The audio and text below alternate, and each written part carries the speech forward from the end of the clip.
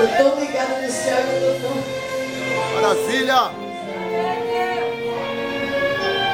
Os moços se sentirem quantos de minha frente como pregador chamou a todos. Em nome de Jesus. Oh, Deus vivo. Quem é o homem que teve o poder de andar sobre o mar? Quem é ele que pode fazer o mar se calar? No momento em que a tempestade vier te afogar, ele vem com toda a autoridade e manda acalmar. Quem é o homem que teve o poder de fazer Israel caminhar por entre as águas do mar vermelho?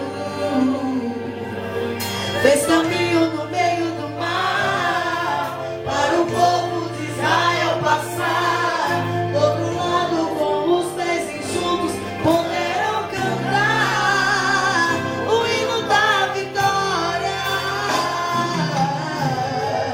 Quando estiver frente ao mar e não puder atravessar, chame esse homem com fé, só ele abre o mar.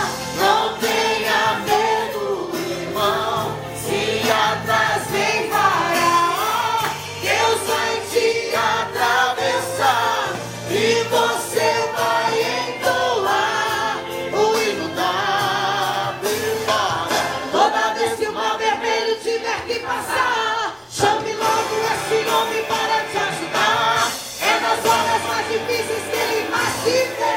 Vamos chamar esse homem que ele tem poder. Se passares pelo fogo não vai te queimar. Se passares, aleluia, passa como Israel que o mar atravessou. E no nome do Senhor o hino de vitória.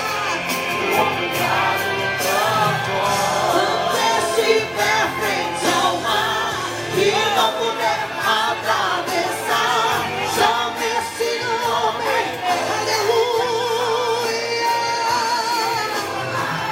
Não tenha medo, irmão, se atrás vem Faraó, Deus vai te atravessar e você vai entoar. É o hino da vitória, o hino da Vitória. Toda vez que o mar vermelho tiver que passar, chame logo esse homem, ele vai te ajudar.